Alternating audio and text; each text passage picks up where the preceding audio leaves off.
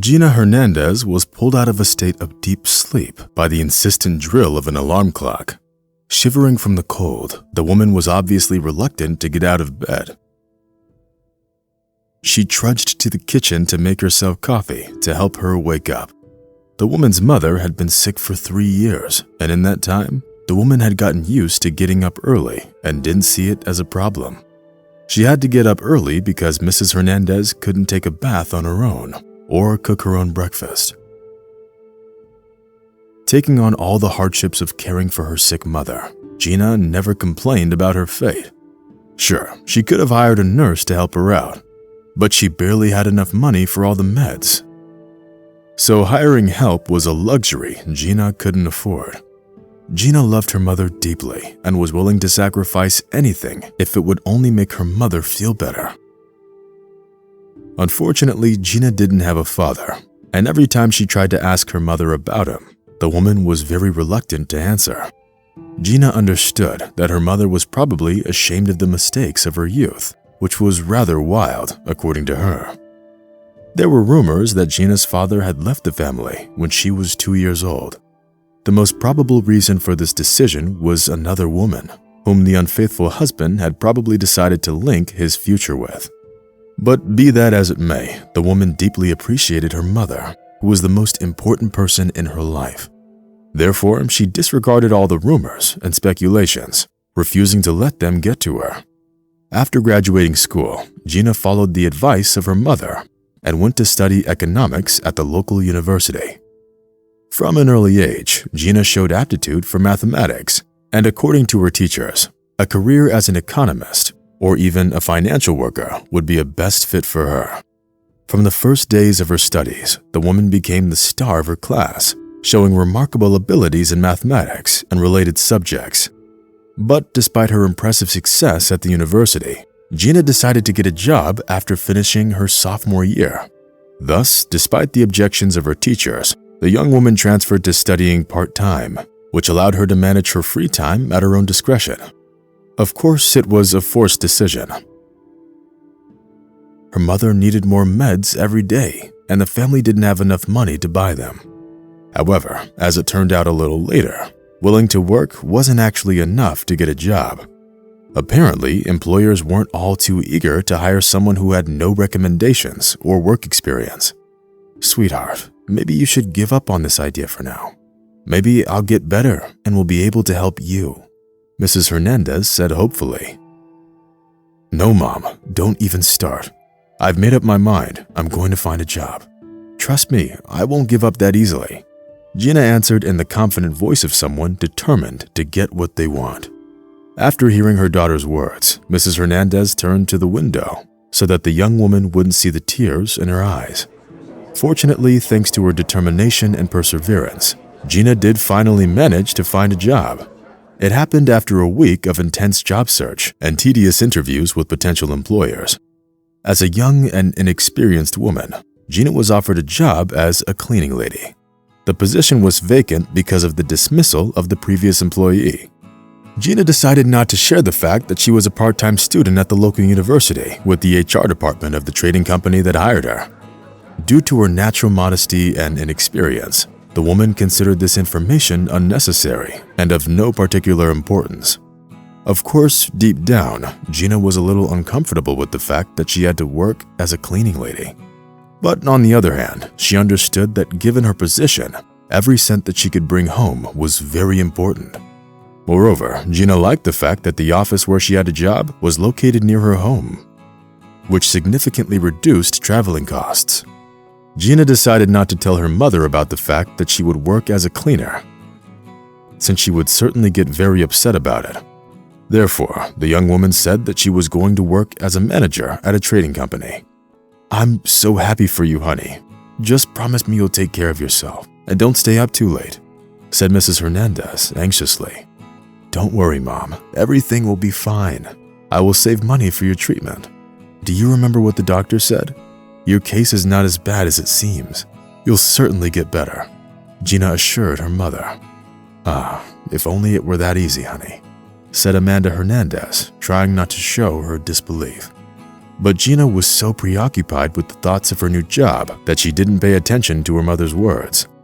To the surprise of the young woman, the office of the trading company didn't welcome her warmly. Apparently, the cleaners in this office were treated with outright contempt, as if they were guilty of something. The office staff, with the expectation of the director, was 90% women, which was different from what Gina had originally expected. Unfortunately, Gina's old clothes evoked some rude mockery from the unkind employees. For some reason, the managers seemed to be unable to grasp the fact that Gina simply had no money to spend on clothes, since virtually every cent she earned was used to pay for her mother's treatment. But despite the ridicule of most of the employees, Gina wasn't going to give up that easily. The young woman knew that she didn't get this job to prove anything to anyone, but rather because she was in desperate need of a steady income. Therefore, she continued to work hard, and soon the office started to look great. It turned out that the previous cleaning lady quit the job because of the endless ridicule and the large volume of work, which included not only the office, but also the security post and the steps in front of the entrance. Sometimes the woman felt like she was in a hamster wheel, trying to clean all the rooms, water the plants, and wash the windows, which no one seemed to have ever done before. But despite her best efforts, only the director of the firm, Adam Thompson, appreciated Gina and her work.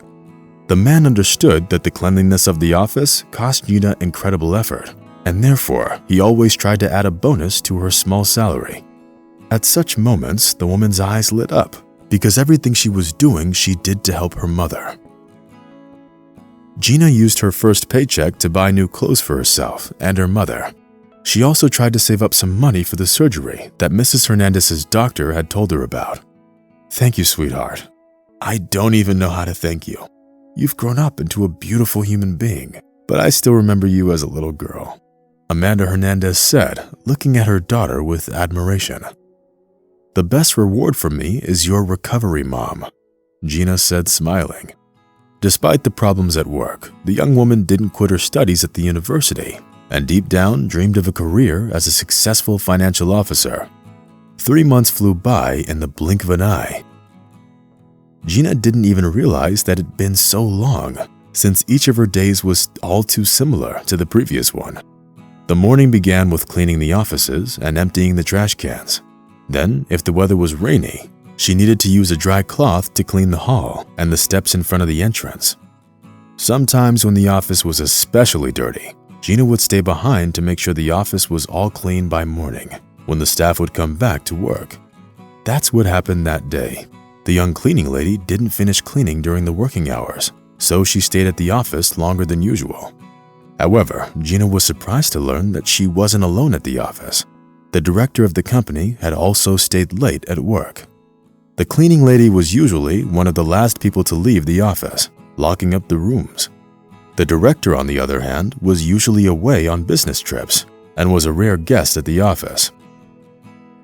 Wondering what was going on, the woman continued to wash the floor when suddenly she heard a strange sound coming from behind the poorly closed door of the director's office. "No, this can't be right.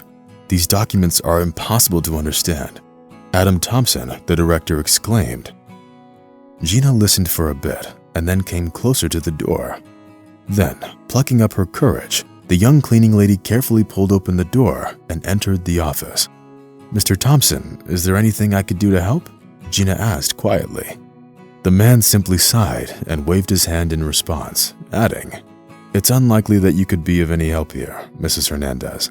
Unless, of course, you're an economics genius or a relative of Albert Einstein. I've been struggling with this problem for an hour now, but I still can't understand where part of the profit is going." But Gina ignored his remark and walked over to his desk. "Will you let me look at this report?" the girl asked and bent over the papers.